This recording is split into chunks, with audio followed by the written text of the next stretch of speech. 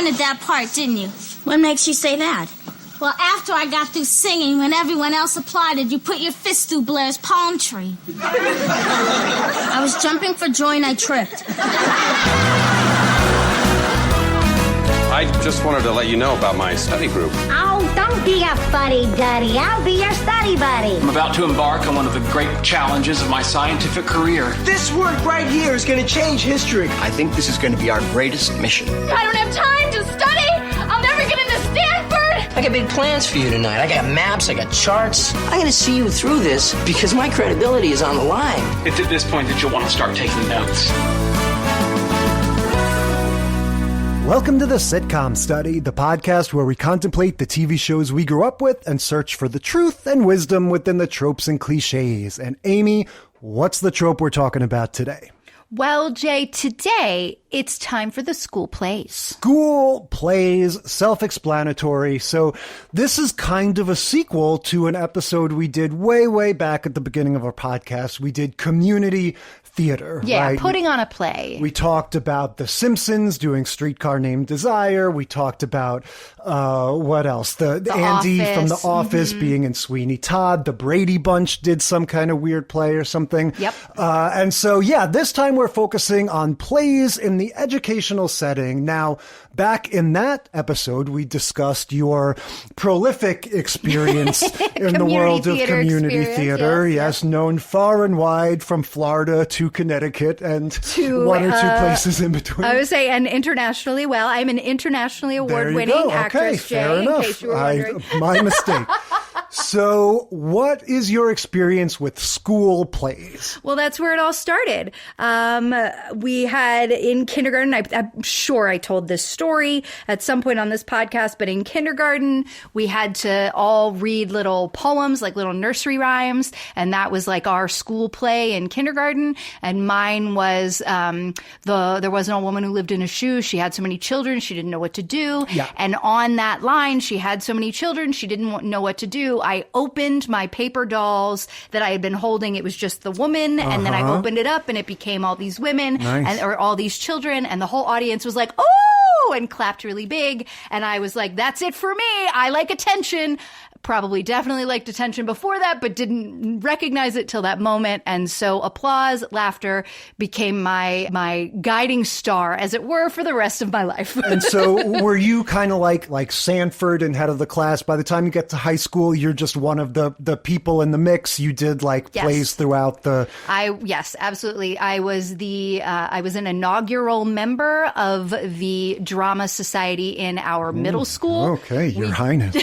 We didn't have a drama club in my middle school, and they shifted some things around in my 7th or 8th grade year, and they started this drama club because they had this club hour that was happening kind of in the middle of the day. And so that was the first time there was a drama club, and I got that, I was in it. I didn't start it. And then in high school was the secretary of the International Thespian Society, competed at the big, huge, I'm sure I've told this story on the podcast too. I competed in the district and the state competitions on the big Carol Morsani Hall, which was at the time at this place called TPAC, which was like the Tampa Bay Performing Arts Center, now known as the Straz Center. Anyway, yes, as my precursor to community theater was school plays. I've done tons of them. And it's all led to this now. Your performance as co-host of the Sitcom Study podcast. Right. I was not part of Wig and Whiskers, which was my high school's sort of drama club. That's adorable. They did West Side Story. They did Joseph while I was there. They would do musicals every year. I was in a one-act play in college because as a film student, I was sort of friendly with the theater kids and would kind of dip my toe in there a little bit.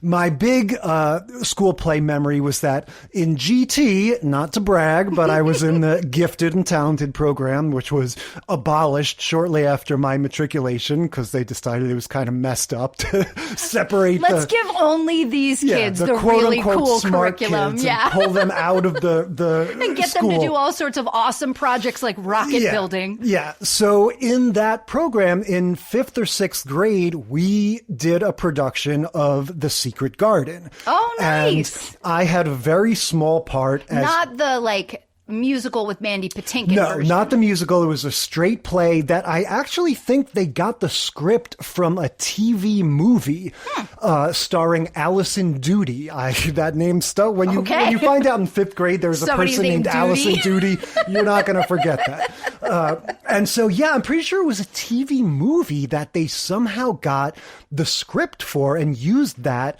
as the script for this play. I had a small part. I was Pitcher, who was, actually I was two things. Pitcher was like one of the servants who said one or two things, but at the very beginning, when little Mary Lennox is rescued from the cholera-stricken town that she lives in, I was the like officer or whatever who had to come in, and my line was, and got to remember that the lead of the play, Mary Lennox, was this girl, Abby, that I had a huge crush on. My first crush ever. Again, 5th grade.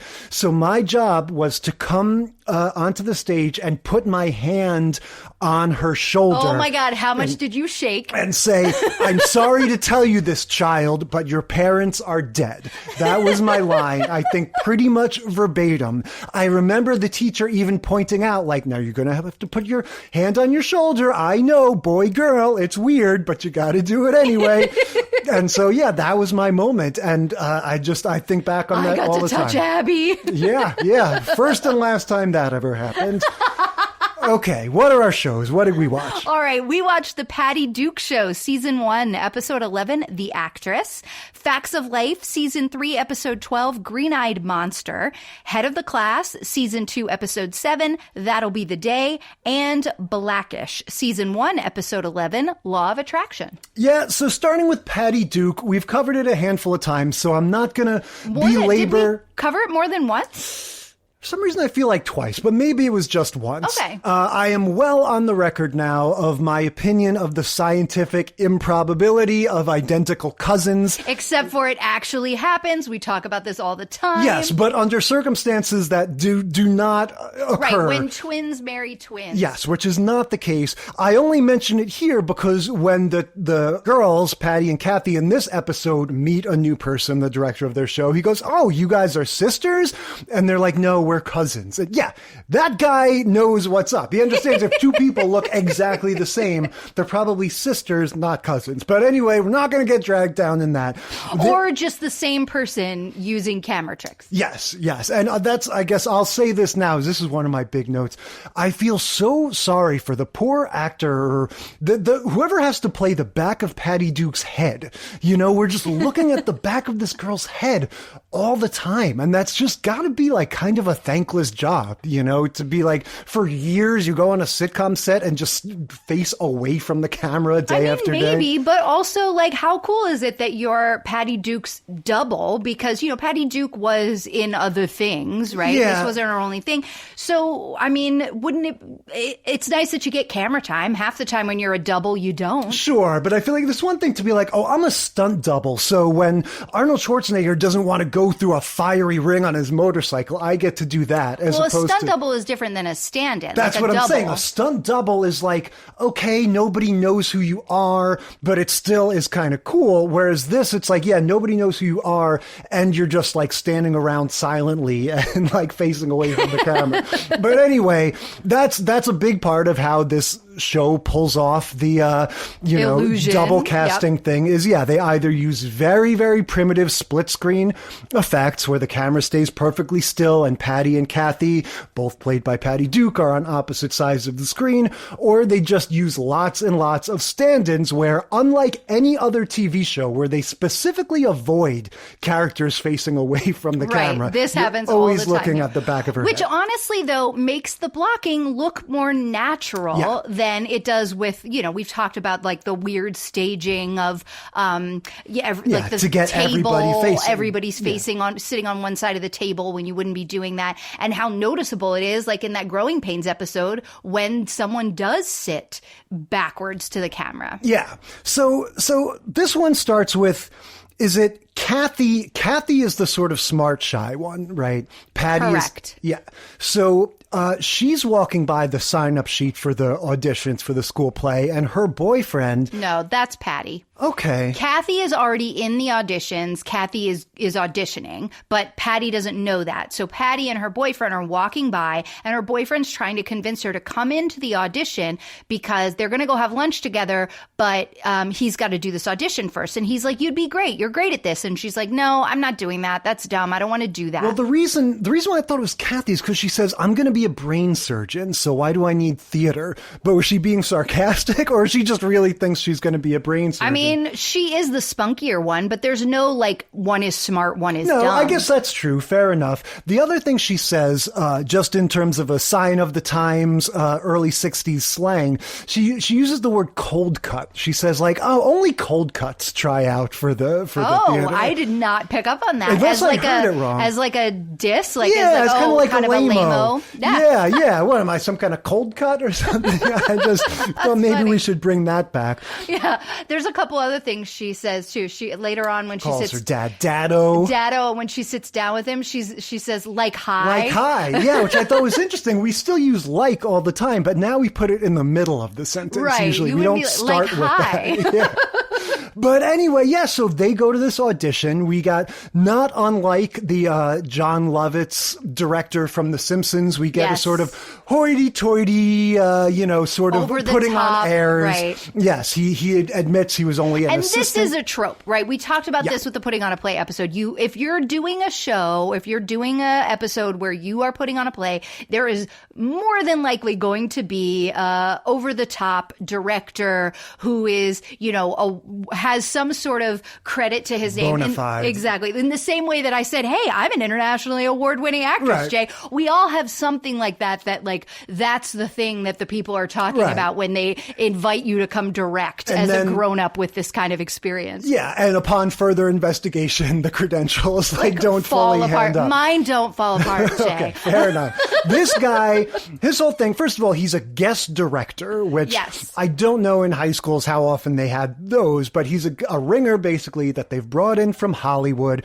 He admits he was only an assistant director in Hollywood, but that's still very impressive. Before all that, the parents are talking about how he worked off... No, the boyfriend was talking about how he worked off Broadway. Yeah. So he's a big shot. This is a very funny guy. He's kind of big, heavy-set guy. And as they're going through the auditions and the different kids are, reading their monologues, we should say they're putting on Antony and Cleopatra, the Shakespeare play, which is a pretty bold choice for high school. Like, that's a deep cut. I've never seen that play performed anywhere. Definitely not by children.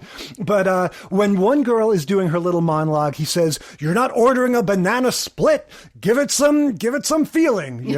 And then when Kathy does her monologue, he says, "I was moved, but not that far." Right? Wait, and everybody else he dismisses. He tells Kathy to wait in the wings. Yeah. So she's a possibility.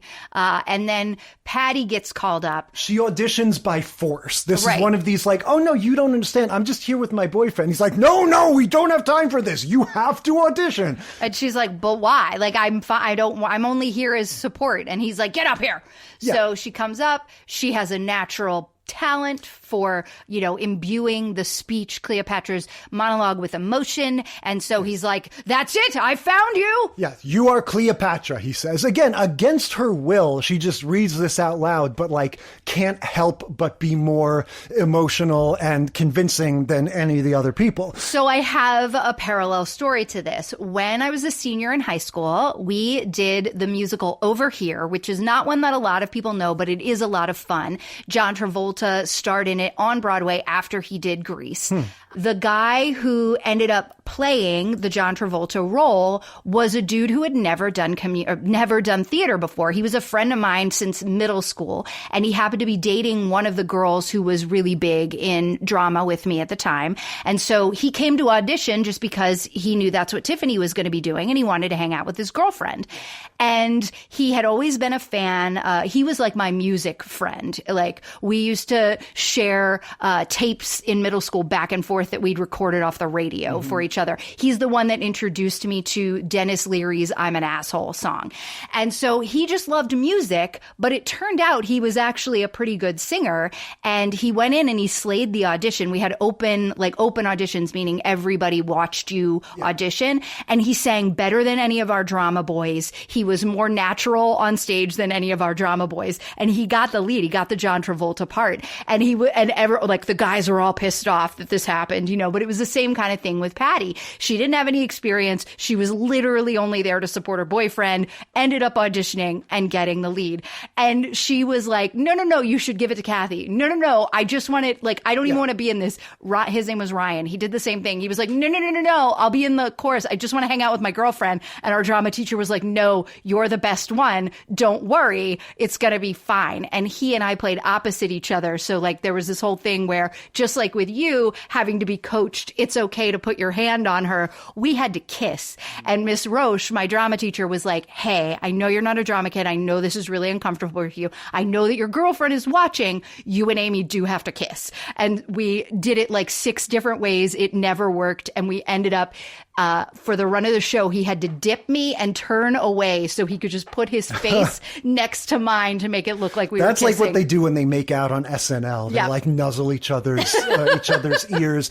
But yeah, this is the story, honestly, for a lot of actors, especially male actors of a certain generation. When they go on WTF or whatever and tell their origin story, a lot of them are like, yeah, there were cute girls in the drama club, or my girlfriend was doing it. Stumbled into it. They're definitely they're not the ones that are successful are often not the kids that are really into it. They're these kind of cool, good-looking guys that just happen to okay, I'll give it a shot, and then they, it turns out taking. But yeah, so Kathy is just understood, or Patty rather, is understood to have this natural gift for acting. She's cast in the play. Kathy is supposed to play Iris, I guess. I have that down. Eris or something like that. Aries. Whatever it is. But so, and then she's understudying Patty. Right. Yes. If you have identical twins or identical cousins in your cast, good way to have an understudy. So yeah, we have a scene where she's talking to the dad about, he says, do you get stage fright? She says, no, great actors don't get stage fright. And so, so she goes on this journey, and we're going to see this with a lot of the people in these plays, where she doesn't want the part, but then she becomes this ultimate diva. I'm the best actress ever. Well, and she's particularly ambitious about having this high school performance translate into a Hollywood career. Right. Hey, if I'm good at a thing, and this is what we know from Patty from the other episode that I remember watching, right, where they start a business. She is like, we've got people like this dress that Kathy made. I'm going to write to this fashion house and get them to do a bunch of orders, and thinking it was 10 orders, but it was actually 10,000 orders or something like that. And so that was, she is always just who is a professional in this industry that I can reach out to so that this becomes more than just a high school whatever. Yeah, and in this case, she's got a plan that kind of resembles Kermit the Frog's Whisper campaign in Muppets Take Manhattan. Okay. When Kermit sneaks into Sardi's and starts going hey, is that Kermit the Frog, the big producer? And getting everybody to think that he's a big shot. In this case, what Patty wants to do is write a letter to Jack Warner, head of Warner Brothers Studios, saying from some fictitious person saying, you got to get a load of this amazing high school play that's going on. Check out this review. That's a fake Lane, review. Played by Patty Duke. Oh, she's this amazing young actor. And then she's going to send it. It's almost like Operation Mincemeat. She's going to make it look like an accident and have this letter get into the hands of a different studio executive. Right. So that they'll open the letter and go, wait a minute, this was meant for Jack Warner, but I got to get in on this. I got to see what's going on with this high school play. And what I like about it is that they show you the letter getting to the Hollywood office. Yes. The secretary gives it to the bigwig guy. He reads it, immediately sees through it and goes, oh, this is obviously written by the high school student herself. She even has a fake review, knowing that the show hasn't opened yet. Yeah. And is like, this is great. I like her gumption. Yeah, I'm going to go the anyway. secretary's like, so you're not, so I should throw it out, right? He's like, no, I like her spirit. Book me 2 tickets to this high school play. But then word gets out that he's going, that this other studio, Hollywood bigwig that we'd never heard of, is going. And then Warner Brothers books 4 seats as well. Yes. So meanwhile, Patty's overhearing all of this at the rehearsals because her director is like, oh my goodness, tell the faculty they can't have those seats in the second row. Jack Warner is coming to see my masterpiece. Yes, Dory Sherry is the other one that they name dropped that I had to look up, and he is a real guy, a playwright, and then a movie guy. I think there's some point where they switch over from Jack Warner to Dory Sherry as being the guy that they talk about. Well, he was the one that they sent it to in the first place. Okay. That was the accent. He's the one that figured it out and all of that. I just didn't clock his name, so that's great. So then we get the age-old stage fright rearing its ugly head, right? Yes, she has talked earlier about how she doesn't get stage fright, and then as time goes on, it's time for the show to open, and she's got this great sort of kind of burping frog sound that she does with her voice, where she's like, "Arr," every time she tries to say anything. Yeah, she's like the nerd in Saved by the Bell that only talks like this. And so, they right away, they have the doctor check her out. He comes downstairs and says, oh, it's psychosomatic. She's freaked out by the play. Again, I like that none of the deceptions or anything last. The doctor immediately diagnoses her as having a, self-imposed psychosomatic larynx problem and says, once she stops freaking out about the play, she'll be fine. What I like about kind of this point to the end, or almost to the end, is that now Kathy has realized her opportunity. So even though she is the quiet one, the more bookish one, as you would say, but she recognizes right away, okay, if this is psychosomatic, I am going to get this role as long as she remains scared. So as they're all going to leave, and the doctor has said once the fear subsides, she'll be fine. So as they're all going to leave, Patty's like, oh, wait, my voice is coming back. This is great. I can go. And Kathy's like, oh, great. So it'll be okay for Jack Warner to be in the front row, and purposefully mentions it so that immediately Patty's like, Yeah, that's the thing, is she keeps ping-ponging back and forth. She'll find out, it'll be like, oh, we just heard the Warner Brothers group, they're not coming. And she's like, oh, I actually feel better. And then they'll somehow negate the Sherry guy. Yeah, exactly. Is still Dory Sherry there. is coming instead. And so, now I can't talk again. And yeah, I guess I must have missed... you sound like Roz from Monsters Inc. I must have missed Kathy being cast as the understudy as well, because I wrote down, this is like the dreams that I have. I'm like, how is Kathy going to learn all the lines to this Shakespearean play the same day as, because she's finding out, the play's tonight and all this is going down. No, but I guess she learned them. Yeah, and she's been rehearsing with Patty the whole time. Yeah, they live together. So, and Patty's been wandering around the house saying all these lines, and Kathy's always cueing her. So yeah, they were rehearsing together. Yeah. And yeah, she was the understudy. So it, totally matched up. But I loved that. I love how Kathy was like, yeah, all right, here's my opportunity. All about Eve style. I mean, usurp her, or not just usurp, let me sabotage her at multiple turns once it comes around. So then they go off to the show, and Patty is left behind in bed. Patty is bedridden from her psychosomatic sore throat. She can't even go watch the show. No, the doctor tells her she has to stay in bed until the fear passes and she can talk again. So yeah, we have at the same time, she's in bed, and she's getting a phone call. She finds out while she's talking to her friend on the phone, oh, I'm able to talk again, because again, she's relieved herself of the pressure now that she knows Kathy's doing the show. And so she herself, not realizing the whole nature of her condition, is like, oh, listen to me. Can you hear me talking? You can? Great. I'm off to the show. And meanwhile, we're seeing at the show, we're getting our first taste of Patty Duke as Kathy, as Cleopatra, which is this wild, they do her up Egyptian style. So they have, the really makeup. dark makeup and the headdress thing and everything. And it's a striking look, know, it is like, wow, okay, interesting. And so, they start the play with Kathy as Cleopatra. And then Patty shows up.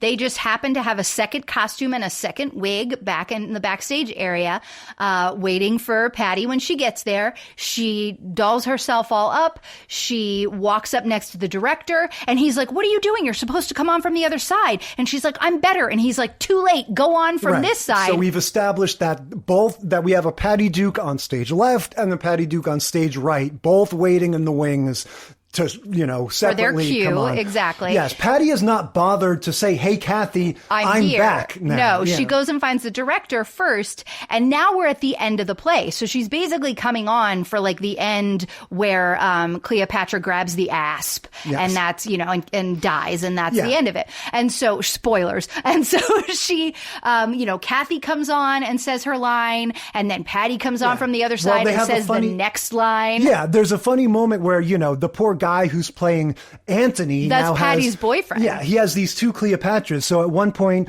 one of them goes, these arms shall await your return. And the other one goes, and so shall these. It's a lot like if you've ever seen Noises Off, the part at the end where the three of them all think they have to sub in as the burglar. So you get the three guys all dressed the same, doing the same exact lines. And so in this case, we've got the dueling Cleopatras, if you will. And like you mentioned, in the play, she dies via asp bite. So we get this funny moment where the one of them has the asp, the fake snake, touches it to her chest like, oh no, I've been bitten. And then the other one drops dead from her asp bite. Yes. And so, rather than one of them walking off stage or anything like that, they have this sort of like argument in public. Everyone in the audience is howling with laughter except for the parents. Yes. And also there's that. And the director. And the director's kind of like cringing, right? But he's not in the audience. He's in the wings.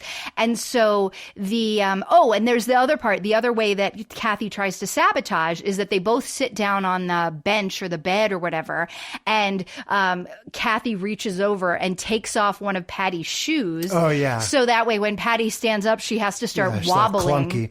Yeah, and it ends, right? It's this weird debacle. Everything's gone wrong. The two Cleopatras, everybody's laughing. The director, not unlike Tommy Wiseau after The Room came out, gets on board with, it's a comedy. Everyone loves it because it's a comedy. This is what people wanted, right? But only when the guy, what's his name? Ryan is the talent scout. The talent scout comes back and says, wow, this was great. I work at MGM or Fox or whatever. I want you to come down to the lot. Patty, you were fabulous. We're going to sign you up to star in a movie, which I can only imagine this was immediately dropped in the next episode and not at all followed up upon. Well, because she goes to say, that's great. I'll be there tomorrow for my screen test or whatever. And she goes, bah! Can't speak again. And so that's the end of that. Her stage fright is going to, continue to hold her back.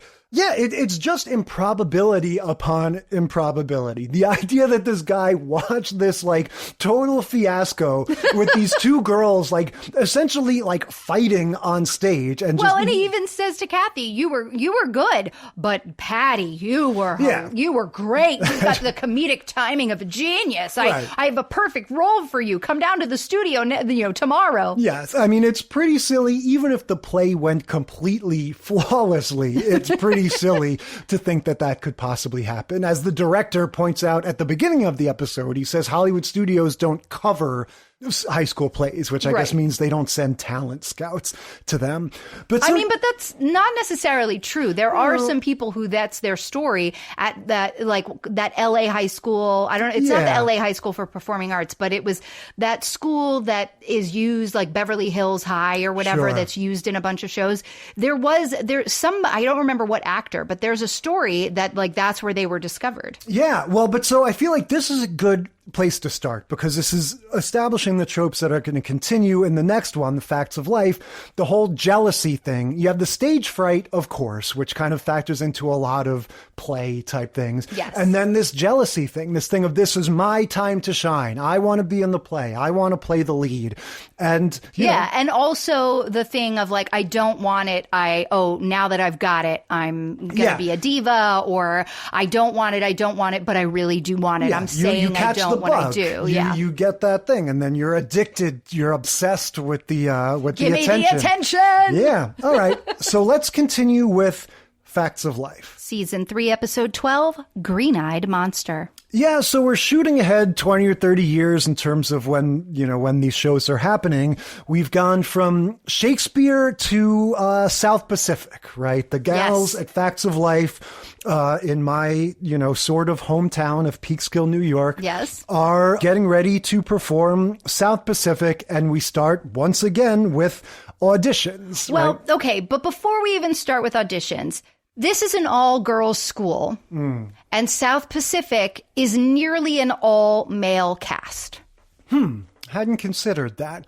And they don't address it because we don't get to see the show. At one point, Natalie says, oh, so what? I'm going to play sailor number 1? So they establish in that line that, yes, the girls are playing the guys. But it was just wild to me that's what... And this is in the 80s, so 100% this was still happening when we were in high school, that you put on yellow face when there were Asian characters in the play and you didn't have an Asian character come and audition. They're like, this show is about racism. Yes. And there is a significant portion of the cast and 2 main characters that are Asian. And so not a Asian amongst them in the girls who are auditioning. So we're definitely going to have girls playing guys. Fine. That happens. You're all girls school, whatever. I think I told you this. I saw an all girls school Catholic school production of Cabaret at one point. And I was like, how are we doing this? But they did it and it was great. And then yes, we're definitely, but we don't see any yellow face. Yeah, we could believe. When she says, oh, so I'm supposed to play Sailor 1, I feel like you could take that to mean that they had multi-gendered sailors and then they still brought in guys from like the other school or something. But yeah, I guess you're right. The thing that I wanted to congratulate them on, we don't see any of this, but there's all kinds of colorblind casting here going on. When Tootie explains she's played Annie Oakley, she's played Blanche Dubois. So yeah, Tootie gets all the leads because she's really great. But yes, you're right. And honestly, though, this is one of these things. My hometown community theater area, we all there, like, that was always true where I grew up. There was I think I've told you about my friend Fadi, who when he moved to New York to try to make it, had to change his name because he was only getting these like terrorist roles. Yeah. That's all he was getting offered. Whereas in Florida, he had been playing leads for years and total colorblind casting. He's got this voice that's like a bell. He's amazing. And so it's just wild that I think in some ways, the smaller the area that you're coming from, the smaller the talent pool, you use the people that can sing the part, you know? So yeah, before David Diggs was playing Thomas Jefferson, you had Tootie playing Blanche Dubois. And so, yeah, the auditions are happening. And like you said, Tootie is understood to be the best actor of everybody. She's the one that's into theater. Natalie, on the other hand, is she wants no part of it, right? She's shy. She's auditioning just sort of to make her mother happy. Her mother keeps calling her and being like, "You're going to audition for Nellie, right? You're going to audition for Nellie Forbush." So here's the thing: both Tootie and Natalie have this like very bubbly, sunny personality. And that is Nellie Forbush. Nellie Forbush is just sunshine and happiness and, gumption and all of that. Like, she's just a lot of fun. She's the smiley one. And so, Natalie's mom has been telling her, this is the role you need. You get Mrs. Garrett right off the top saying, Natalie, you really should think about Nellie Forbush. Like, you would be a really good person for that role, because she's got that sort of bubbly personality. And Tootie has already let it be known that she is too busy with her schoolwork, specifically biology fruit fly the life project. cycle of the fruit fly. Which we had heard already in an episode of Facts of Life that we covered. It was where our shoplifting That's episode. right. She leaves her fruit flies in the refrigerator, and that's why their restaurant or whatever gets tagged with health violations. Yeah, I wonder if these episodes were just close together, or if that was part of Tootie's thing, that she's always doing stuff with fruit flies. But she's really into biology. So Natalie is auditioning, but she's really nervous. There's a funny part where she goes, I need a drink. And she goes for the milk. There's like a tray full of little milk cartons. Tootie warns her, like, no, you can't drink milk. It's going to make you too phlegmy, which is true. But so they start the auditions, and Natalie gets called on first. Right. And she's terrified. She starts all nervous. And then we get a classic. They play the music, and she doesn't come in. Yeah. And so then they start the intro again, and then it cuts. Yeah, well, it doesn't cut. It does a flip wipe, one of these, fancy video toaster effect type things. And and then the flip wipe is to Natalie, like totally hamming it up and singing and everything. And here's where... And send him on his way. Yeah, she's totally getting into it. And just like you were saying, it totally follows that trope of, oh my God, I love this. I've got to do this. And then Tootie auditions. Well, so hold on. We find out. So everyone's applauding Natalie. She walks over. The director says, go tell Mrs. Garrett what parts you want to be considered for. The director is a lady in this one of their teachers. Yeah. She says, we want to know, go tell what parts you want to be considered for. She goes over to Mrs. Garrett and she says, Nellie Forbush. And Mrs. Garrett said, oh, great. What else? And she goes, nothing else, just Nellie Forbush. I have tricked the fates, Mrs. Garrett. Yes. The fates always come for me, and so I never get cast. So this time I told everybody I didn't want the part when secretly I wanted the part. And this time I've tricked the fates because I told everyone that I didn't want it, and the fates didn't realize that I really wanted the part. So I'm going to get it, and no other part do I want to be considered for. I kind of do this sometimes. And then Tootie, who has insisted that she's not auditioning, and she's even argued with all the girls that are sitting there before Natalie auditions that she just doesn't have the time. All of a sudden, we hear the music starting again, and Tootie starts to sing, and Natalie's face turns to horror, and she turns around, and there's Tootie auditioning. Yeah, and this is where I'm a little bit confused. This sets up the whole rest of the episode, which is that Tootie ends up getting cast, and Natalie's jealous. My thing is, we get to see both of their auditions, and to me, Natalie is much better than Tootie. Now, I can't really judge singing per se, but Natalie's energy seemed much better. Like watching the two of them, I was like, oh, like I thought this is showing us, the audience, that Natalie is the better performer than Tootie. But Tootie gets cast, and it seems like the rest of the episode is going on the assumption that Natalie has to get over her jealousy and understand that Tootie got the role fair and square. And that just didn't click for me. Well, so I had a couple of issues with this as well, because I thought the way the rest of the episode was written was unfair to Natalie as well, but for a different reason. Tootie is the asshole in this situation. Yeah. Right? Like, she should have said to her friend, who very clearly wanted the part, even though she was saying she didn't want the part, right? That, hey, the girls are asking me to audition. Is it cool? Or I'm going to take a moment, talk to your best friend. But she doesn't. Classic sitcom, no communication. She gets up, she auditions. I think the reason that Tootie gets the part, and they sort of hint at this later on, it's that she has the reputation. She gets all the leads. She's good in everything. Yeah. And that is a very true thing in both school and community theater. Sure. When you have Hollywood. Right, exactly. When you have an established actress or actor that you know what they're going to give you, you know that they have the range to go from here to there and carry the whole part, versus an unknown who, maybe had a pretty good audition, but you don't know what else they can do.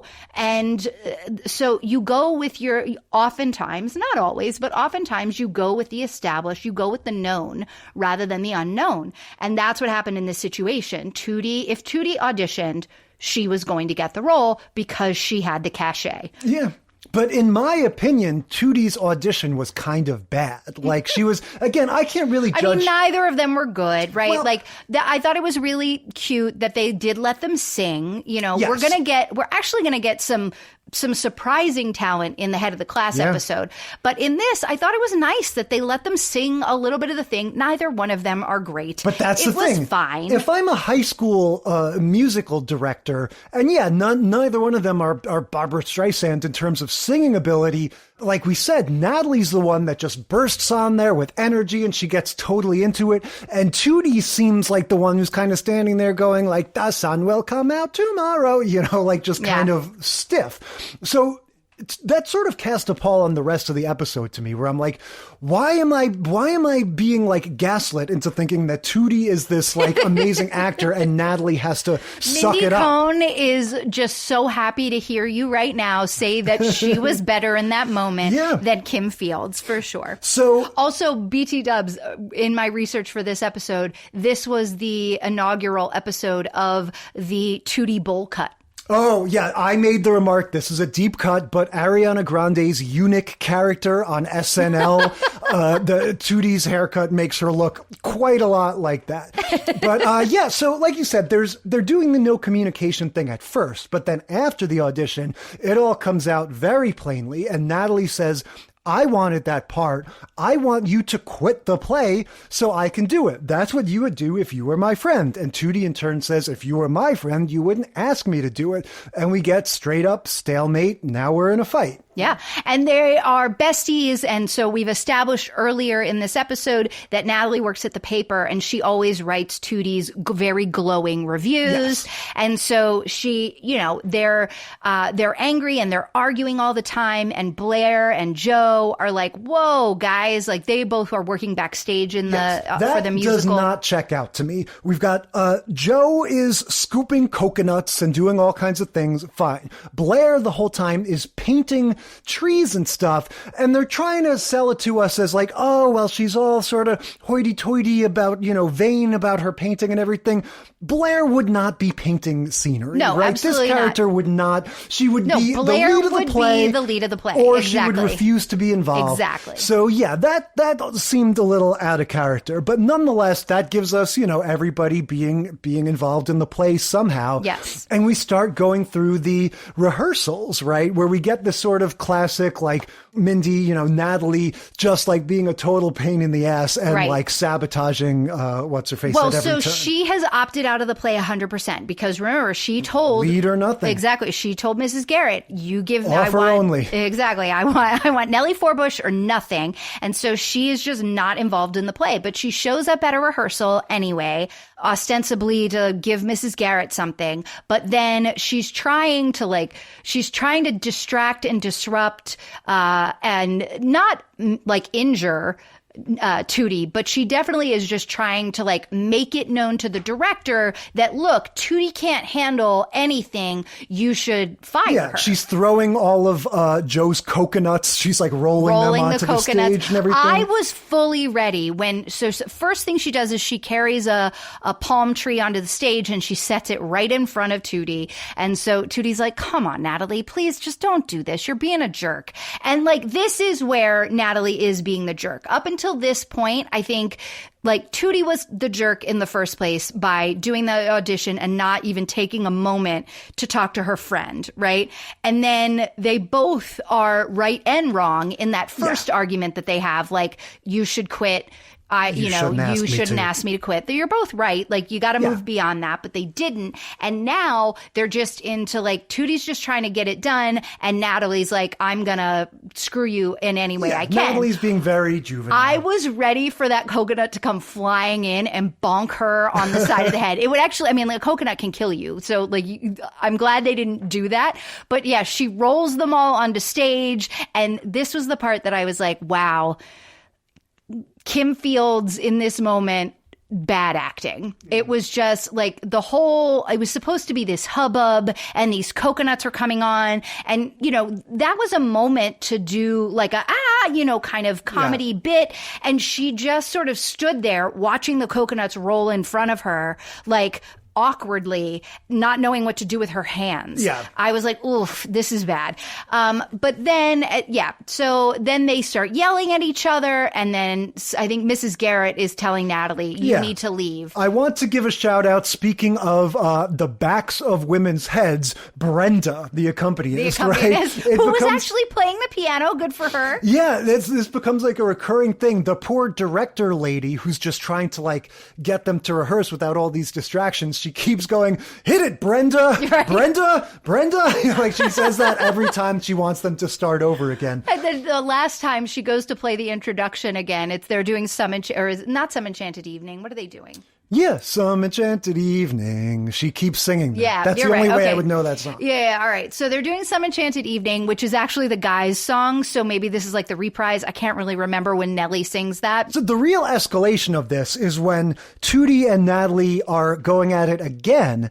And, Natalie's saying, oh, how dare you do this to me? You betrayed me by going for the lead anyway. And Tootie goes, look, I was number 1. There was 12 girls that auditioned for this. There's no reason to think that you were number 2. Maybe you were number 12. You don't have any reason to think that just because I auditioned, that was the only reason why you didn't get cast. And this crushes Natalie. Yeah. And she like sulks away, and then she and Joe have a conversation. And throughout the conversation with Joe, she gets this grand idea, and she walks away kind of cackling, saying, well, just wait for the review to come out. So we've got our second case of using a theater review as some sort of a plot point in your scheme.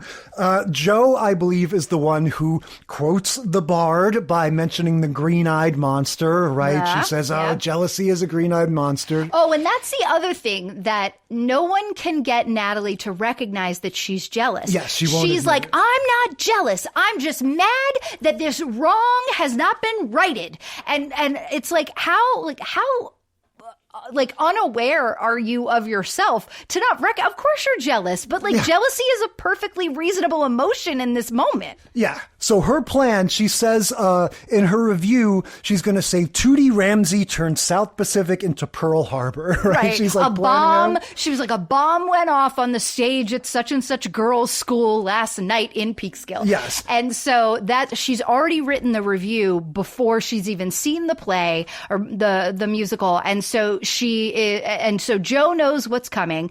Tootie, it's the next morning after the show. Tootie and Mrs. Garrett and are waiting, for the school paper to be delivered. Now, can we just say, is this the only one where we don't get to see the show at all? I think because we saw so many pieces of the rehearsal. We saw them rehearsing, but this is the one where we don't get any opening night coverage. We don't get it, but we actually got, real show cuts. Oh, sure, yeah. But yeah, the whole thing is like they're trying to stop Tootie from reading the newspaper. Right. Well, Joe's trying to warn Mrs. Garrett to warn Tootie that maybe you don't want to see this review. Hey, Tootie, go to the library. Don't you have some studying to do? Why don't you go to the library? Yeah. But then, they do get the newspaper, and what do you know? Natalie wrote a nice review. That is not what happened. They have this Natalie's like, I wrote a nasty review, but I didn't have the heart to turn it in. Oh, and right. So they said, someone else who wrote the review? And then you have Blair open the paper. She goes, oh, look, someone added an addition into this review all about me. A special shout out to the scenery done by Blair Warner, blah, blah, blah, blah, blah. And then everyone rolls their eyes and they're like, oh, Natalie got Blair to write the review instead. Yes, that's right. I forgot. Natalie did sort of come to her senses, but she couldn't bring herself to actually write the positive review. Because she didn't go see the play. Yeah, so she recused herself. Yes. And had Blair do it. And so then she and Tootie make up. Tootie's like, I can't believe you didn't even come see it. And she said, I'm sorry. It was too hard for me. I couldn't bear it. I also couldn't blow you up and say this horrible stuff about you. So I just didn't go see the show and I didn't do the review. Yeah. And then they decide to share milk and cookies and be friends again. And as they point out in the Head of the Class episode, you usually perform the play a few times. So I don't know why she couldn't just go the next night. But this one was very clear that it was just the one and done. Yeah, it was just the one, which is an awful lot of work. I hate that when I theaters, sometimes you only have the space for a certain amount of time, and like you put all this work and then you have like 2 shows and that's all you do. Yeah. It's such a bummer. Yeah, I feel like for school plays you usually get at least a weekend. You get like a Friday, Saturday, but I'm totally spoiled. I'm like, it's got to be 2 weekends or nothing. I prefer 3. But yeah, so I feel like this was actually a great continuity. We don't have identical cousins here, but this thing of like, the sort of infighting, squabbling, and, we don't have the 2 of them on stage at the same time, but we get that sort of jealousy. No stage fright in this one. No stage fright. They both, Natalie sort of is talking at the beginning about how she can't get through an audition. She's always so scared. I totally related to that. Like I am, as much as I talk about how much I love theater, auditioning, singing auditions in particular, I melt down every single time. It takes me multiple years when I move to a new place to kind of get embedded in the community theater scene, because I'm so bad at auditioning that they don't know what I have to bring yet. Yeah, I can imagine it's pretty nerve-wracking. But so I think we should track that, because we're going to get in Head of the Class another audition scene that is much more silly. At least in this one, we have like what you would actually have to do, sing the song and stuff. And Patty Duke, they had to read the Shakespeare, etc. So here's what I want to say about these 2 kind of as a set. I was unhappy with the fact that both of them, and I know you got to bring drama into it somehow, but it bothers me that the thing that they're focusing on with school plays is the like nasty bits of it. Because it is such a wonderful, it has been such a beautiful part of my life. The arts are such a positive thing in schools. And it really bums me out that all we're seeing is like 2 girls in both cases fighting over a part. Yeah. That is, it absolutely happens, but it is not the main thing that happens. And it's just such a bummer. Yeah, no, that is true. But yeah, it is, the nature of theater. It's one of those things that like, at even the sort of most, humble levels, it's like, you can't really do the participation trophy thing. Like we have to cast the play, we can only have one Maria, one Tony, and et it makes friendships better and stronger. And that is not what was like both in Patty Duke at the end where they're like, I'm sorry too. I acted like a jerk too. And the same at the end of this episode, they didn't spend the time on the payoff, which is that, you get jealous and it tries friendships, but you are better friends and stronger, you have stronger connections with your theater people than you have with average Joes that you're buddies with, because you go through these things together, because you have to learn how to talk about things that are hard and get through them.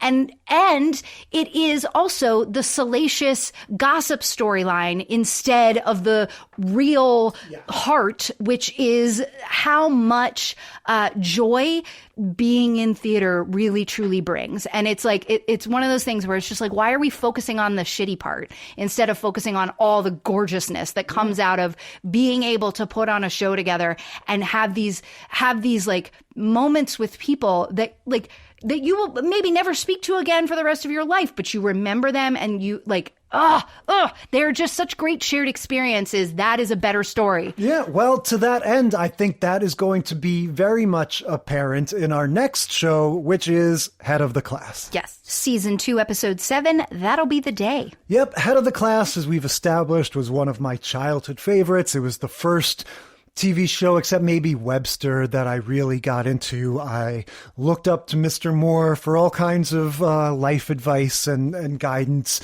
And this is going to be the first of several episodes of Head of the Class where they do school plays. This became like sort of a yearly thing for them. They also did Little Shop of Horrors. They do Hair at one point. And I hope they wore clothes. That's what it's all about, this whole sort of controversy. I don't That's remember. so cool. I definitely watched Head of the Class, but not like you where, you watch these multiple times.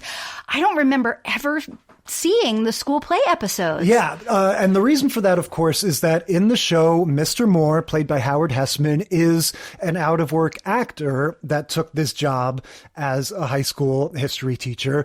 And the show pretty quickly sort of, it doesn't really focus on that except once in a while. So in this case, show starts out with the audition poster for Grease, right? We're back to musicals, or I guess we've been on musicals.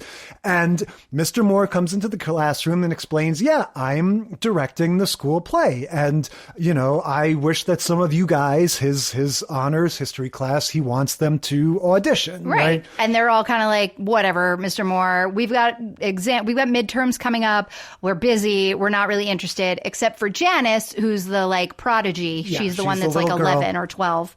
Yeah. And so, we've already established that the head of the class kids, they're all very, very academic. They like doing schoolwork. They like tests. They like homework. They don't like fun.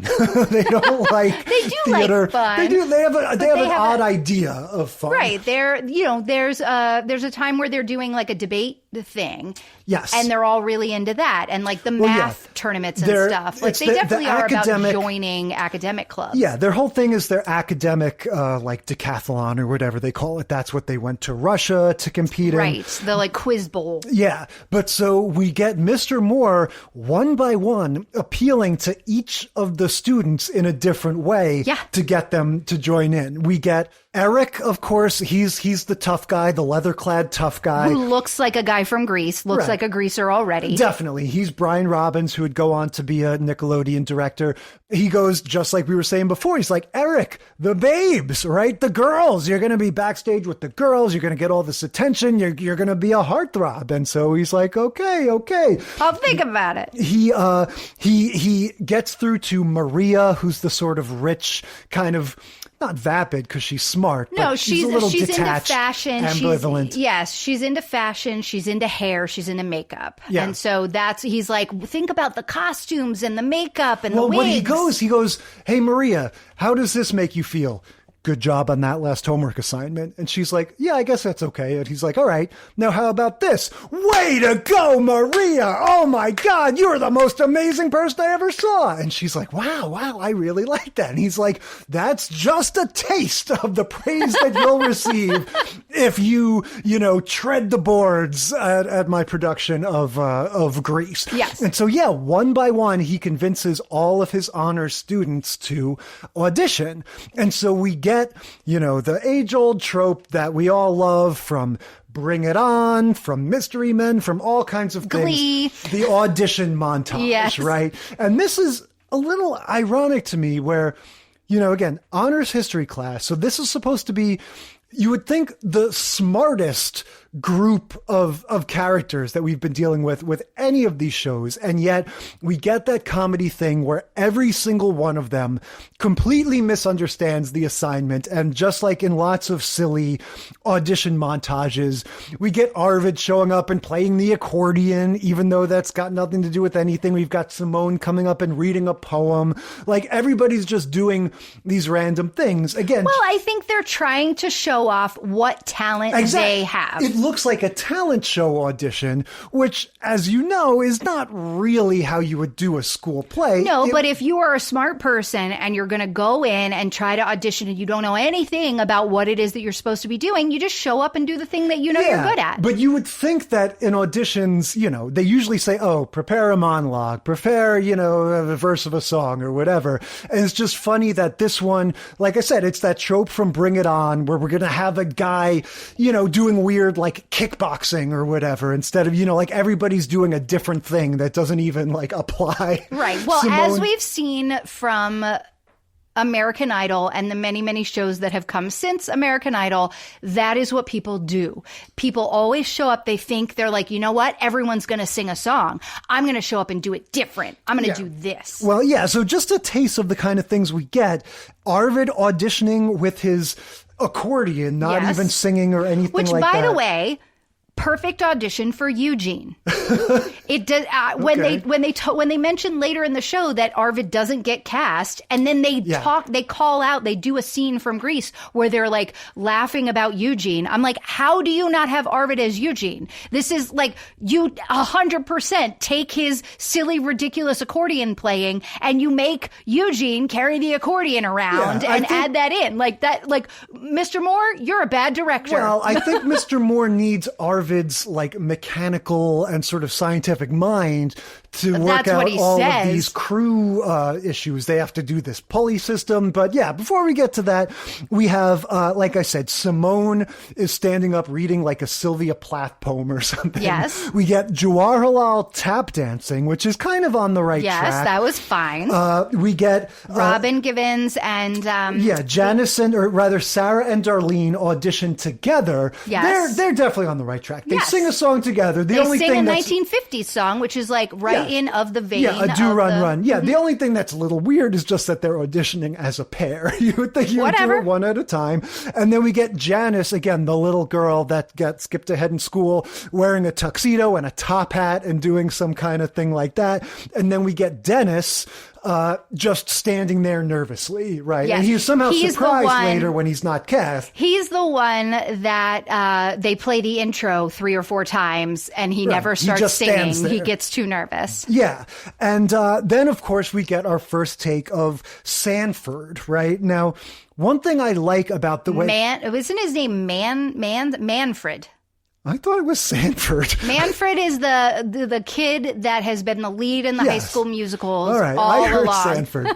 But what I like about this is that head of the class doesn't do the Saved by the Bell thing of pretending that the 6 characters that you know are the only kids in the school. You know, they do it a little bit. Like the AP history class is definitely very well represented in this play. Yes. But they do the thing of acknowledging, no, there would be other students, there'd be other kids that are into theater that would be doing this. It's not just the kids that you know from the show. Right. And so we get this Manfred, whatever his name is. Manfred is his name, and he auditions with Grease Lightning, but he sings it sort of operatically. He's like, "Oh, Grease Lightning, you're burning up the quarter mile." I think, my take on him is that he was competent, boring, preppy, right? We're supposed to understand, like, he knows what he's doing. Compared to all these other people, he's not going to, like, walk on with roller skates and a baton or something. Like, he knows I'm going to sing a song from Grease. And so just by doing that, he's light years ahead of everybody else.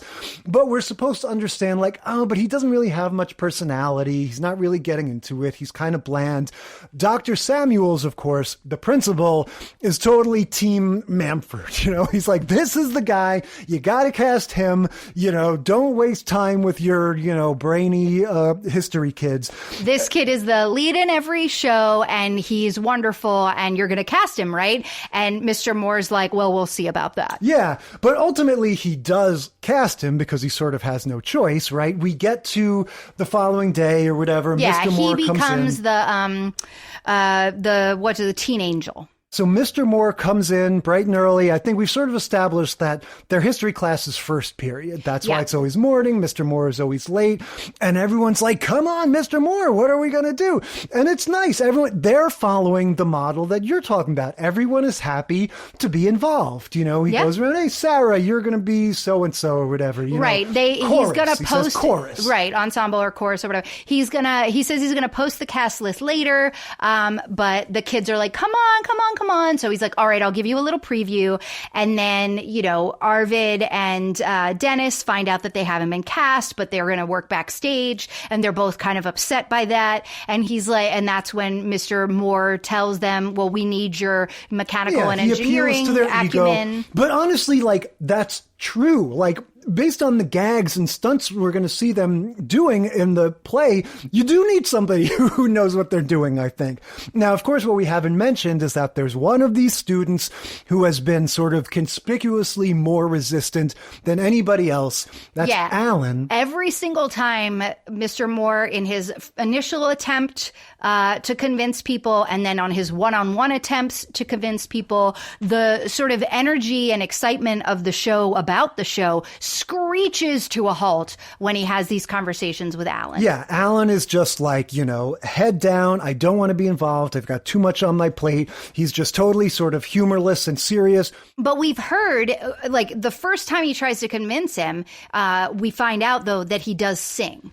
Yes, he says, he's like, well, you've heard my, because Mr. Moore says, well, do you sing? And he's like, of course, you've heard my Star Spangled Banner. That's very funny. Yeah, he goes, you've heard my national anthem, which again, very on brand for Alan, because what we understand about him is that he's the Alex conservative. P. Keaton. Yes, he is the conservative, future Republican type guy. He's one of the characters that very rarely gets focused on. I think Jawar Halal is probably the only one that gets less plots devoted to him than Alan. Right. Because he's kind of a stick in the mud, and his normal purpose is there to just sort of be a foil, be the boring guy.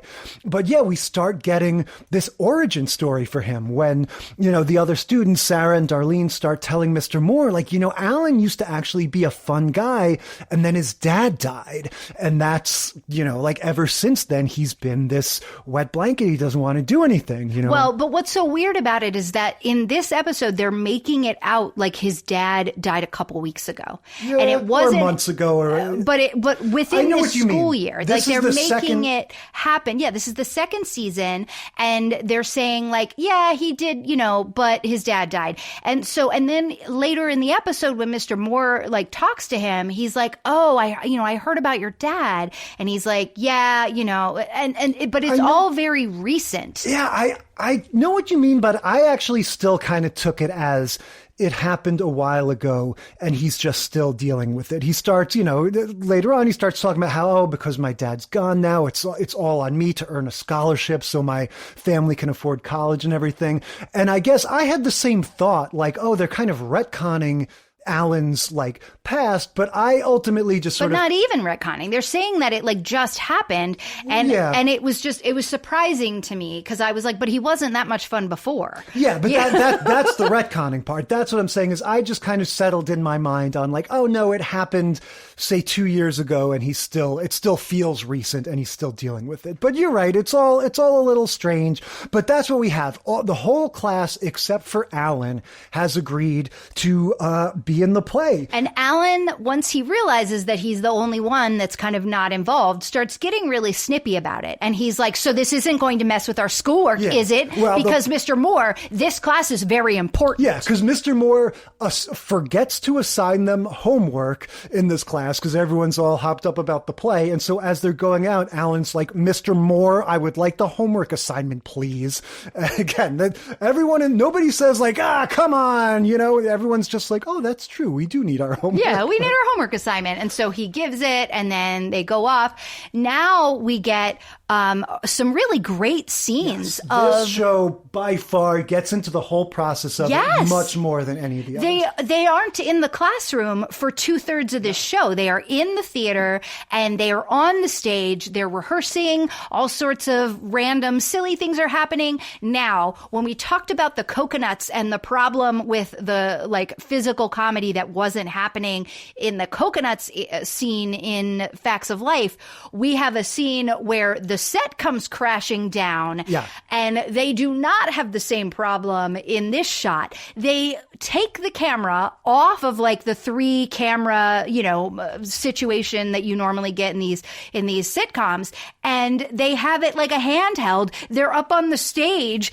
with the camera as the teen angel set piece with Dennis on it. Dennis is saying we need to stress test this. Yeah, is like falling from the rafters and spinning around and running around, and he's all wrapped up in the ropes. And it's all because Arvid, much like Jay, has a crush on the lead actress, and she comes and stands by him, and he can't hold on to the ropes as tight as he wants to because she's so beautiful. Well, but the funny thing is that he does hold on to it. It's a little bit of slapstick silliness. That was the funniest thing in the episode to me. He's like, so, hey, you're looking good out there. And then Arvid starts rising up out of the frame as the rope is pulling him up. Yeah, Dennis has explained. He didn't counterweight it properly, and he stopped pulling on it as hard because he was focusing on something else. Yes. So then he tries to re-grab, but it's too late because the counterbalance is incorrect. Dennis and the set have already started falling. Arvid's pulled up into the rafters. So Arvid's holding on to it, slowing the descent of Dennis, but then because of how fast it went down and how he's only holding onto one of the ropes instead of both of the ropes,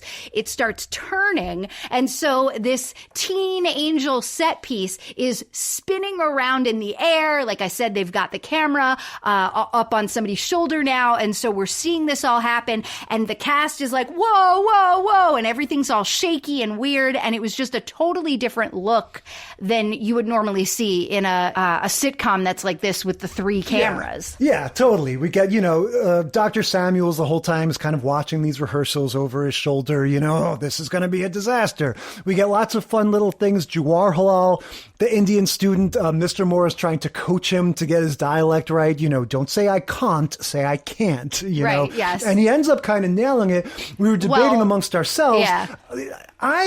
By the don't end of know. the episode, Jawaharlal is like in a full-on Danny Zuko, Mr. Carter kind of accent for Greece. Yeah. And he is nailing it. My instinct is that this actually is an Indian or Indian American actor that did have a little bit of that accent in real life, but we can't be sure. This could be a case of... I disagree completely. You get the person with the right ethnicity and you have them do their grandparents' accent. Exactly. I think that unfortunately, Jawaharlal throughout this entire series has been told he has to do the Indian accent, even though he doesn't have that. And so then when he gets to do this role in Greece, he's got like a New York accent, but it has no intonation of any of the Indian accent that he normally speaks with. He only says one sentence. But. He says several, and he sings, and it was. I was like, no. Here's my only last sort of exhibit is just that his normal voice, again, I've always wanted justice for Jawaharlal. He never had a lot to do. He's not doing an Apu accent. Most of the time, his voice is subtle. His Indian accent. Good for him. Good for him for doing that. You know who else was like that?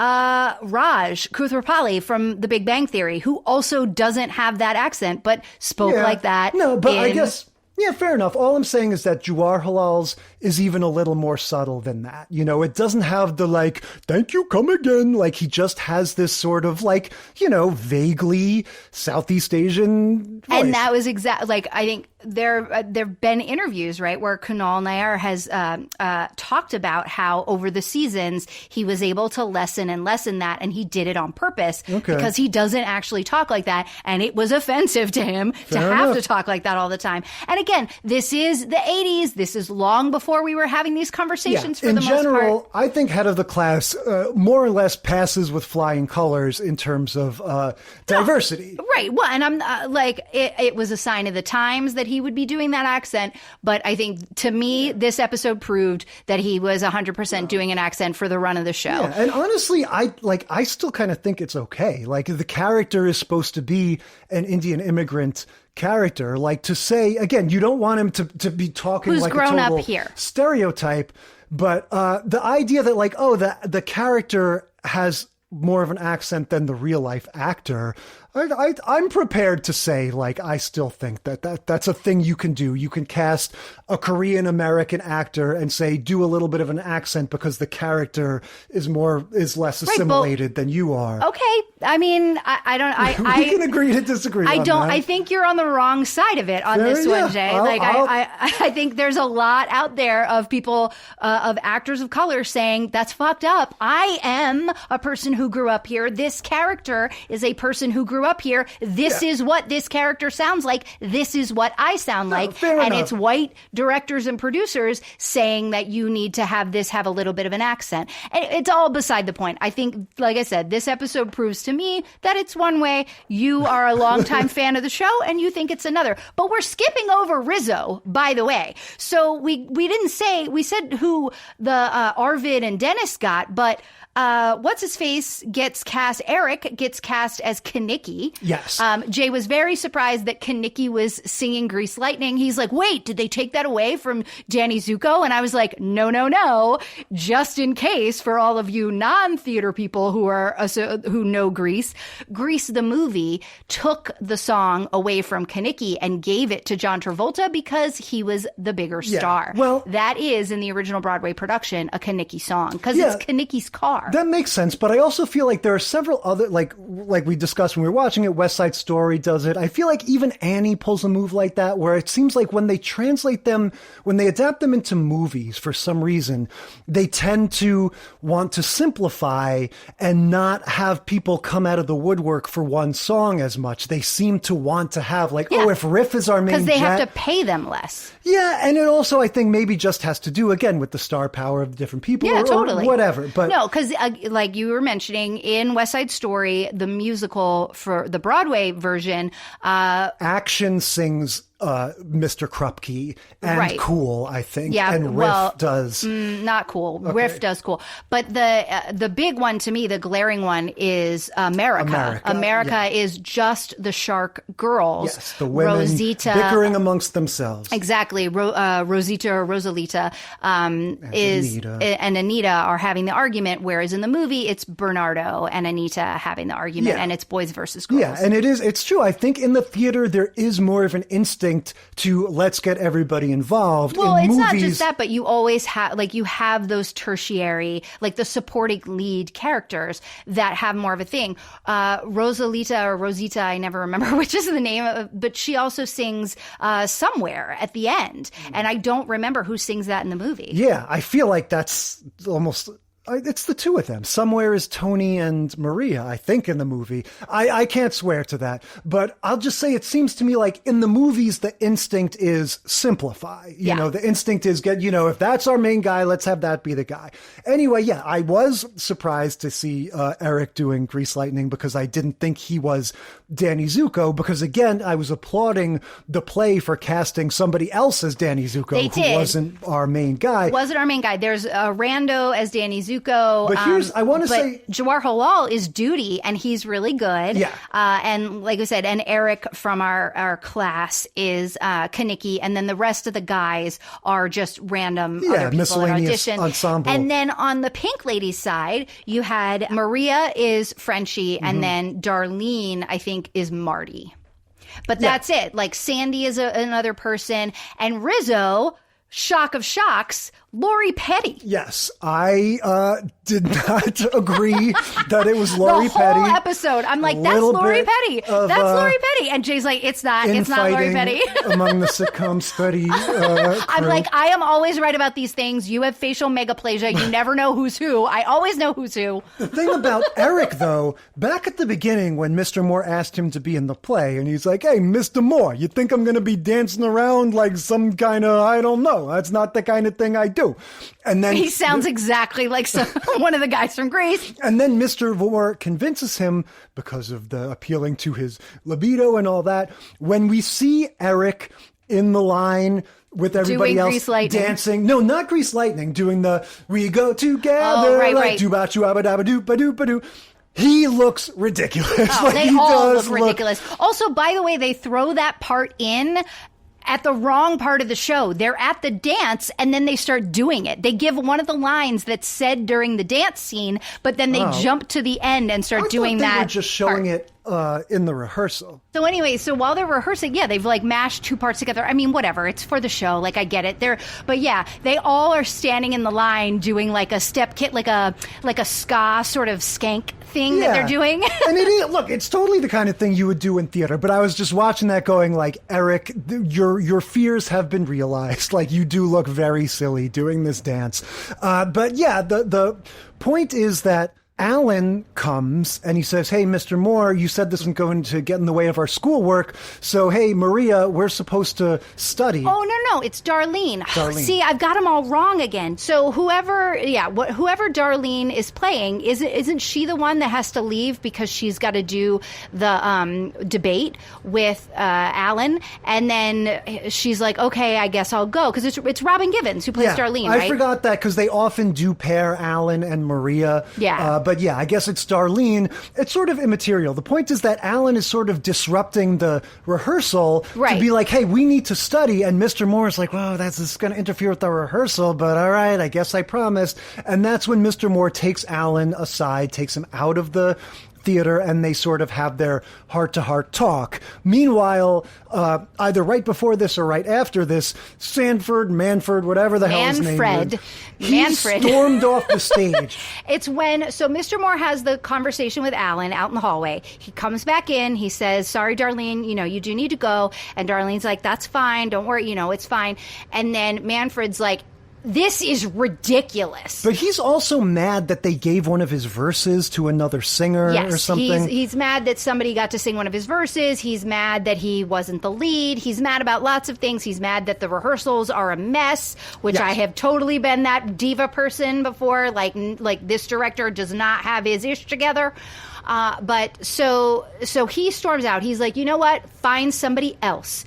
And so he leaves, and then Alan comes back in, and he's like, you know what, Mr. Moore? They just had this whole heart-to-heart about his dad. Let's stop for a second and just go talk about that heart-to-heart for a minute, because that is the crux of the episode. Alan, Mr. Moore says, like, look, we're all having a lot of fun in there. And Alan says, I'm not into fun. Right? I don't have time for it. I've got to get this scholarship. Yeah. And then when Mr. Moore starts explaining and Alan says, look, a lot of things have changed in my life. Mr. Moore goes, yeah, I heard about your dad. I think I know what this is about. Alan explains, like, look, my family's got no money now. I need to get this scholarship. And he's just getting more and more serious. And Mr. Moore says, be that as it may, I think you're holding back a part of yourself that we all like. And that your dad would be sad that you're losing. Your dad would not want you to have this like humorless existence. He would want you to be involved in other things. And so then, when Alan does sort of reconsider and come back and say, Mr. Moore, I think you might be right. I think I'd like to be involved. Mr. Moore hugs him. Yes, right? He hugs him because he's just had Manfred quit. Yes. And he knows this guy can sing, so he's like, oh, you're an angel, and you're going to be Teen Angel, and now the whole our whole regular cast is now a part of the play. And that brings us to opening night, and every one of the Head of the Class play episodes do this. We get this nice sort of survey course montage of the whole play. And they do a good job. I really enjoy it. All of them who get to like have a moment where they actually sing are singing nicely. And the way they're acting, I think the show is doing a great job of like, they seem like kids acting in a school play. Like every one of them is like a little bit worse of an actor than the real actor is on the show. Right. But they're not going, hey, I think you're swell. Like they're doing a good job of like, that is kind of like what people are like. It's a little bit messy in the way that a school play would be messy. Not everybody is right on beat. You've got people sort of standing there like at the end. This part did annoy me though, because nobody would put up with this. But at the end of the Teen Angel song, everybody's cheering. And instead of like moving on to the next scene, which is what you are directed to do, you get, lights come down, applause, lights come down, move on to the next scene. They act like it's the end of the play. Right. And even the actors on stage applaud for Alan, who's just sung this song. Right. Well, it's because, I think they've been keeping this sort of a secret to us, the audience, right? That Mr. Moore has this part in mind for him, which is the guardian angel, the guy, it's played by who in the movie? Frankie Avalon. Yeah. And so he comes down and it's, it's this it's that part in the show that's like not like any other part. Yeah, it's this the dream sequence. And it's this sort of like one song character that comes on and is a big hit, and like musicals often have. And and a lot of times maybe not necessarily in high school, but a lot of times that is doubled with the DJ guy at the dance. Yeah, because they're both the sort of glad handy or whatever. Well, one's smarmy in a gross way, one's smarmy in like they're a both like fun presiding way. over things. Yeah. But so it's sort of like this big reveal, because this is the contraption that Dennis and Arvid have been working on. This thing that's going to lower down a very ambitious scenery gag for a high school play. This thing is going to lower down, unfold itself like gatefold style to reveal this whole sort of like chorus of angels, including Janice and whoever else. Well, that part doesn't come down. Okay, it just unfolds. It pushes forward and unfolds. So the set unfolds, turns around, and the girls are all on it. The chorus girls that are singing the backup doo-wop parts. Yes. Which, by the way, they eliminate all of the actual backup doo-wop parts that exist in the actual Grease score, and they just have them going ooh, ooh, they can't do everything ooh, the whole time. It's very annoying. Yeah, but it is this big reveal where Alan is lowered down majestically, dressed in his white tux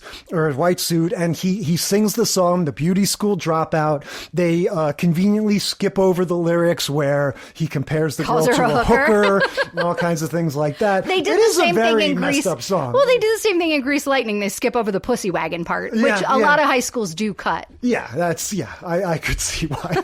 But and so that's why, just like you're saying, when Alan finishes the song, he gets this amazing standing ovation, literally show-stopping number, right? And we're just supposed to understand, like, the entire student body, the entire, community of the Bronx or wherever they are just recognizing, like, Alan has come out of his shell. He's given this amazing performance. He's in touch with his inner child once again, and everyone is just overjoyed. Yeah. And that's kind of it, right? That's the play end of the goes episode, well. yeah. And then they're all excited because they do get 2 weekends, or at least 2 nights. Oh, yeah. Because they're like, wait till tomorrow night. Yeah. Well, yeah. Alan has 2 funny parts where first, before he goes on, he's backstage and he says, Mr. Moore, I hate to tell you this, but I think I'd like to quit the play. He goes, I know this is kind of short notice. He's like, yeah, you go on in 20 minutes. Yeah. And so then afterwards, he's dismayed that they have to do the show multiple times, which you would think he would be aware of. But yeah, look, like I said, this is that one ended on that one landed more of like a joke because he kind of smiles knowingly, like he was just teasing Mr. Moore. Yeah, definitely.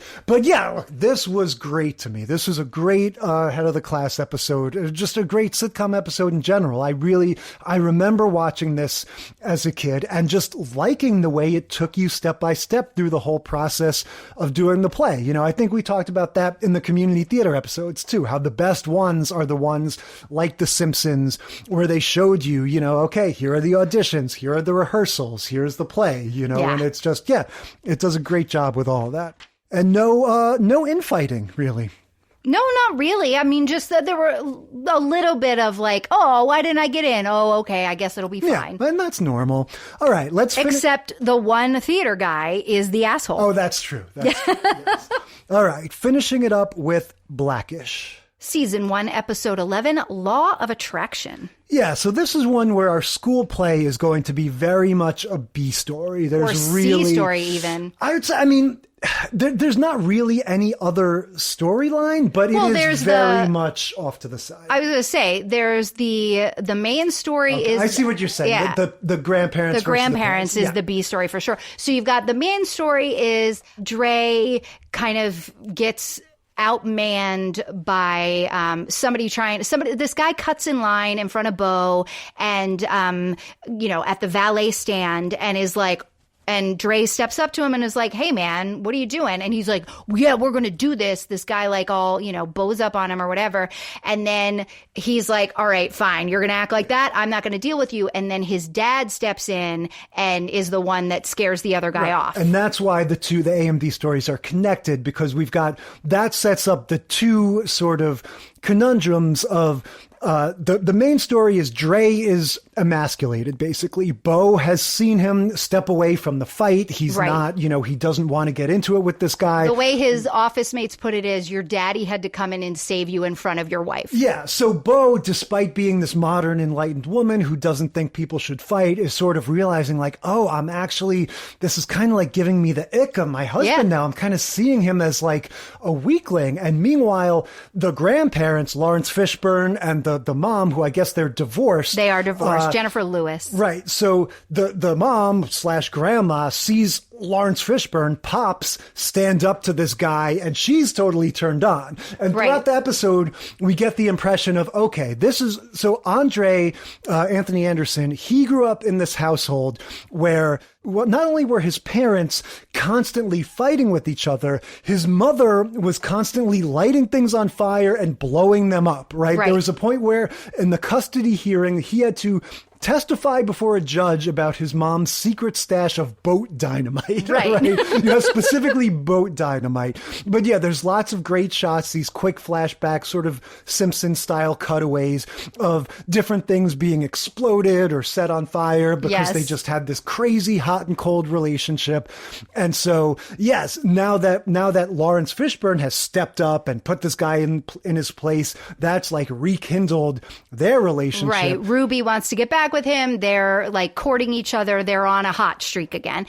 And so those are like the two main stories. But hang on. I want to just, before we get to the theater part, I do want to pause on this just for a second and get your opinion about this, because I feel like this is something that has very much changed in my mentality over the course of my adult life. Where do you stand on this? Is there any situation where you would be disappointed if I did not, come to blows with another person? I don't know that I can answer that, because I just don't know that I'd ever be in that situation, right? But here's what you can't control it. You can't control it, but I don't know how I can't. I struggle. Like during the episode, I knew you were going to ask me this, so I was trying to like put myself in that situation and see how I would feel. I don't know. I can't answer that, but here's what I can tell you that I think is kind of parallel.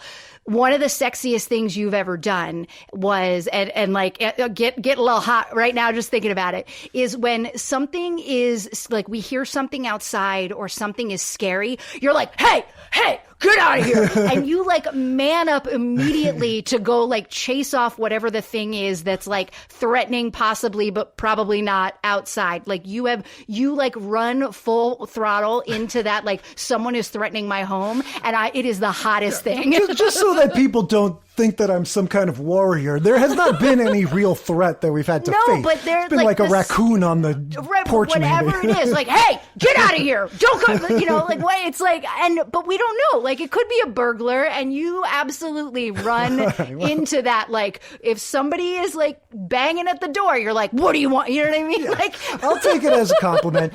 What I'll say is that, I think I'm pretty confident that if there was an actual like physical assault, I would intervene. This is more the question of like if someone is insulting your honor, if so, that kind of thing, right? Well, and so I think to be more clear in like about the actual situation, if somebody cut me off, like somebody cut Bo off at the valet line, you wouldn't have to, because I wouldn't go silent and just look at the guy like, what the fuck? I would be like, excuse you. Yeah. And I would be the one getting into it, and you would be the one having to cool things down, because I would be arguing with the dude in a way that was like, I was going to fight him. Yeah.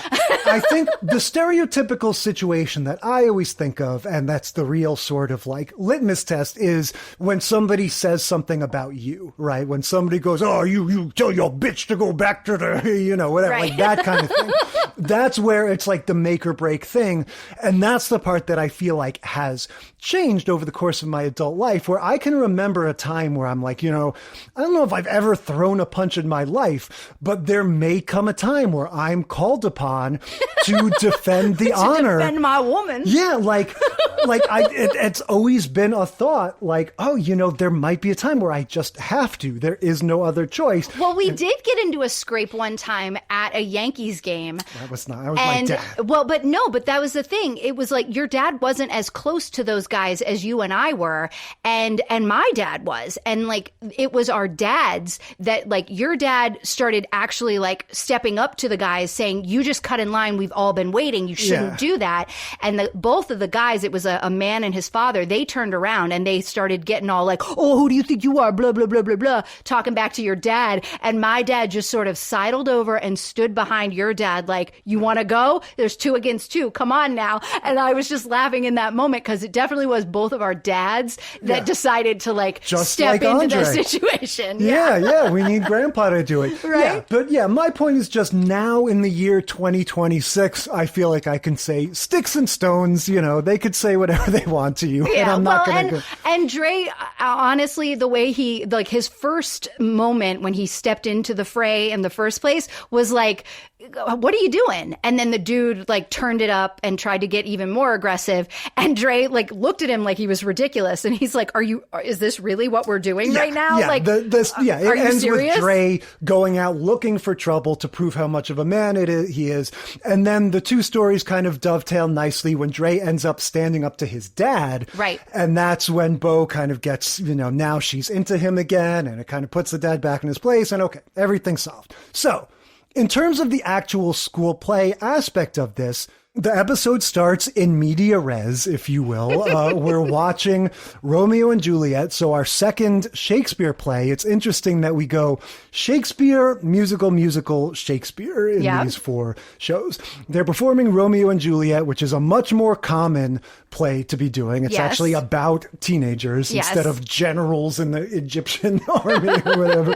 But, so Zoe is Juliet, and Junior is like an assistant Zoe's stage the manager. Older daughter. Yes. And Junior is the son. The older son. Yeah. And so he's assistant stage manager. And then we find out a few scenes like Zoe's fantastic. Everybody's there to see the show. We find out a few scenes later that next weekend's cast is actually going to be different because the guy playing Romeo got hurt. He like broke his leg. This is a designated survivor situation. Exactly. His understudy has mono and can't go on. So they have to go to the understudy's understudy. And it turns out that's Junior. He's like the Speaker of the House. Like when you're 5 or 6 Everybody layers dies down. at once. You get King Ralph, right? Yeah. So he's all excited that he gets to play Romeo. And Zoe is like, why are you excited? That's gross. We're brother and sister. We can't play lovers. And Junior's like, we don't actually have to kiss. Like, we don't kiss in the show. Who cares? It doesn't matter.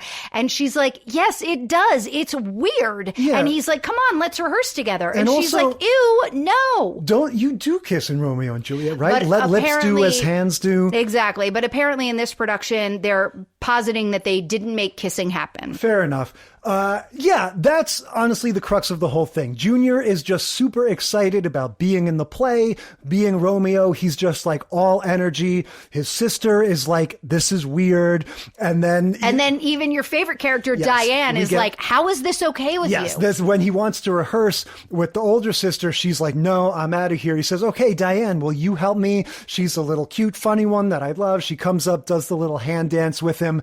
And then as he's saying all the like lovey-dovey lines to her, she goes, do you seriously think that this is not weird? And he's like, yes. And then she walks away and won't even rehearse with him.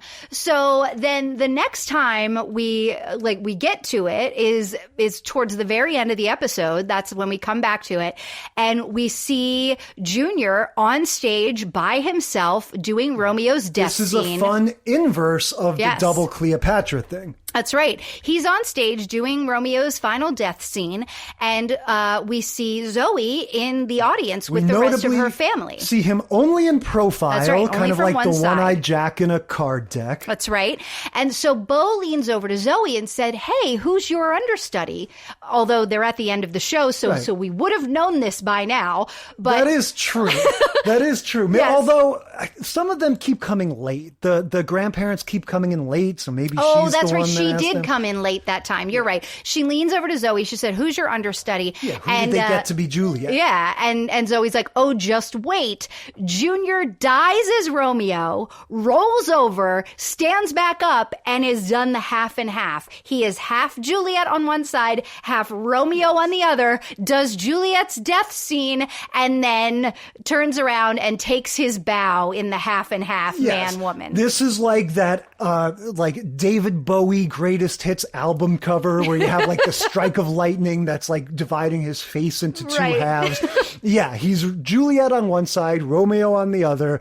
Again, very, very silly. Not more than 5 or 6 minutes of the episode tops is devoted to this. Right.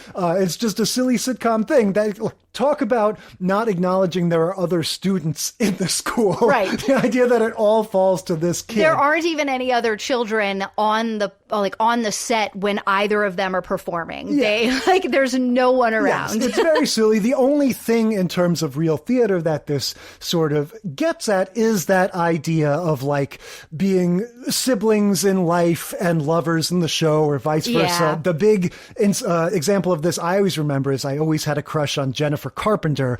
I never watched Dexter, but I did know that her boyfriend was Michael C. Hall, the Dexter guy, and in the show they were brother and sister. Right. That's pretty much the only example of it I can think of. Yeah, and but that's the other way around. Yes, that's you know much what I less. mean? Yes, I would much rather have a lover in real life that I was pretending was my sister than have a sister that I was pretending was my lover. It's just so oogie even thinking about. Yeah. Look, so this happens to us every now and then where we do our best to do the research and pick shows that fit our tropes.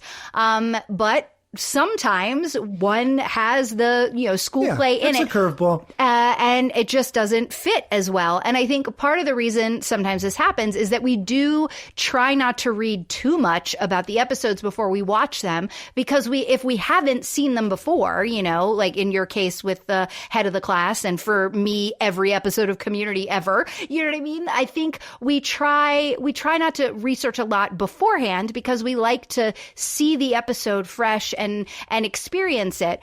And that's what happened in this case. It was a great episode. It just didn't really fit our trope. Look, I don't think we need to apologize for it. The episode is described as, having the school play in it. And I think it fits the trope. It just, there's just not much meat on the bone. There's not much to talk about because it is such a contained story. Yes, very, very background storyline in this case. Okay, what do we think? The answer for me is clear.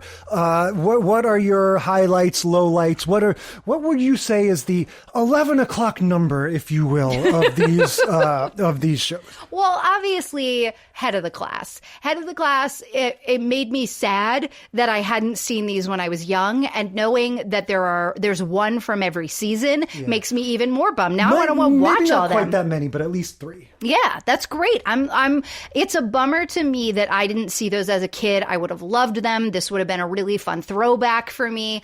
It was for you, and that's great. And you got to see me see it anew and recognize characters that you didn't even know were in it. Yeah. In general, this was a very, very strong lineup, I think. Even, again, like we keep saying, Blackish not having a ton of school play stuff in it was very, very funny. That show's always great. Yeah, exactly. Yeah, really, yes. I think in terms of 2010s sitcoms, right? At the point where we're past The Office and 30 Rock and all that, Blackish is really coming out as one of the strongest ones. Almost every time we try something from that time period, it can be pretty rough. Yeah, no, Blackish and the Goldbergs, I think, are two of my favorite, more recent sitcoms that are, proper sitcoms. Obviously, they're single cam. Neither the Goldbergs nor Blackish are multicam. Because they are post, 2000s. There are very few multicams. But the Patty Duke one, like we often say about the 50s and 60s one, it's a great starting point, super sitcom-y. It did do the thing of taking you through the steps of rehearsing the play and everything. And just like you were saying, I love that Patty Duke is like this proto Zach Morris, that she gets these schemes. Right. She's it's a little bit less, I don't even know if it's less deception based. She's just got this kind of very deception based. Well, the review part is, but like you were saying, when comparing it to the starting a business thing, it's almost more just like she doesn't know what she doesn't know. She's got this sort of like Muppet Babies mentality of like, we can do anything. Why can't we make a movie? Why can't we open a business? And so, yeah, that part of it is very fun. Her going like, oh, all I have to do is write this fake review and send it to Dory Shelton, and then we're off to the races. That's right. But yeah, that said, there is no holding a candle to this Head of the Class episode. The fact that it does more than any of the others take you step by step through this whole fun process of the silly audition montage, the little bits and pieces of the rehearsal, the coaching the guy on his accent, and Arvid going up into the rafters because he's looking at the pretty girl. But Arvid not being Eugene is just wrong. And then, yeah, just like we said, all of that stuff of like the very convincing way that they make it fun to watch the little snippets of the final product, as though you were watching a school play. And it has time to have really the most involved, like, human story by having it all center around Alan, who again very rarely gets to have a sort of story focus on him. Yeah. And it really works. Like, it's not cheesy, or it's, you know, we don't really have to make any allowances for it. Like, it's good. Like, it's a really solid episode. Yeah. Well, and so I think what you watch these sitcoms kind of evolve over time. Yes, the first three are all just one story, right? But once you get to Head of the Class, it's one story with a reason, right? There's like a reason behind the conflict in the story, whereas in the first two, the conflict in the story just arises from the story itself. And so they're very simple, very straightforward. They almost feel a little bit boring, like you wished there was another layer or another storyline to pay attention to. By the time you get to Blackish, there's 3 storylines, and the boring storyline is relegated to the C story with just a few funny moments written about it. Yeah. And I think that's really, like, that to me is evolution of sitcom. Yeah, but I also think that Head of the Class is, I wouldn't say unique exactly in this quality, but it makes it look so easy to have this very large cast all be involved, because most of the time it's all in one room. Everybody's together. So even though it often does have A, B, and C stories, although not really in this one, it just sort of effortlessly, like, just keeps everybody involved and nobody's ignored, even though characters like Alan and Jawar Halal don't get nearly as many stories as Arvid and Dennis or Eric. Yeah, but they got to do the thing of actually making all of the different stories, because they're a big ensemble cast. Yeah. All the different stories do have to do with this one central story. Exactly. And whereas they don't in the other ones. Yeah, exactly. Okay. Bravo, Head of the Class. Woohoo! So much for the school plays. What are we talking about next week? Well, Jay, it is time for our update of our annual long-running gags. We are watching Cheers and the next installment of Bar Wars. This one's called Bar Wars 2, The Woodman Strikes Back. It's season 7, episode 10. Then Community and our update in their paintball series, which is A Fistful of Paintballs, season 2, episode 23. How I Met Your Mother and the long-running gag Slap Bet. We're going to watch season 2, episode 16, Stuff. And finally, Brooklyn Nine-Nine's Halloween Heist. We're going to watch Halloween 2 and Halloween 3, season 2, episode 4, and season 3, episode 5.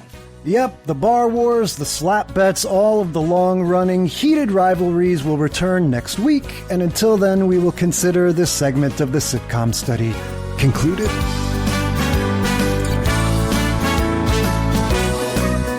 Thank you for listening to the Sitcom Study.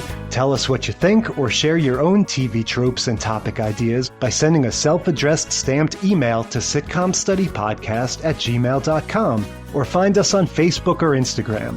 And if you like the show, consider leaving a rating or review on your podcast app. It helps us boost those precious Nielsen ratings. The Sitcom Study is recorded in front of a live studio dog.